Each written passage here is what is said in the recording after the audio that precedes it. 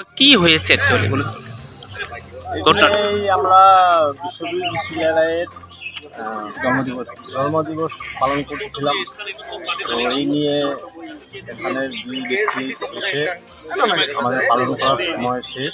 আমরা এখান থেকে আরও অন্যখানে যাব। এই মুহূর্তে এসে ওই সব পিঠা ছিঁড়ে ফেলে।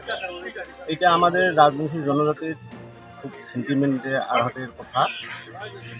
আমরা প্রশাসনের কাছে আবেদন রাখবো, 1-1.5 ঘন্টার মধ্যে যদি হস্তক্ষেপ না হয় তাহলে আমরা রাস্তা অবরোধে বাধ্য হব। এটা কখন হয়েছিল? এটা 10:40 10:44-এ আমাদের পালন করি, জন্মদিবস পালন শেষ হয়। তার আধা ঘন্টা পরে মানে আমাদের পডকাস্ট ছিল। কে বা কাহারা এই কাজটি করলো? এটা পরিমল রায় আর বসন্ত রায়। এই বিষয়ে কি প্রশাসনকে জানিয়েছেন? হ্যাঁ, প্রশাসনকে জানা হয়েছে। এখন যাচ্ছি প্রশাসনের কাছে।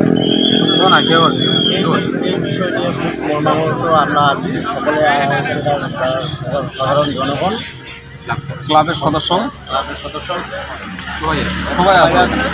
সবাই মনে করো খুব বেদনাশীলের মধ্যে আছে। প্রশাসনের কাছে কি দাবি রাখবেন বিষয়টি নিয়ে? উপযুক্ত শাস্তি হোক। উপযুক্ত শাস্তি হয়। এটা কোন জায়গা? এটা পূর্ব সাতদিন। আচ্ছা, আপনাদের ক্লাবের নাম?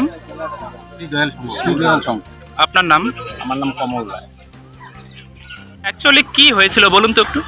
অ্যাকচুয়ালি আমরা সবাই এটা আজই বিশ্বজিৎ চিলা রায়ের 516তম জন্মদিন পালন করার জন্য আসছি।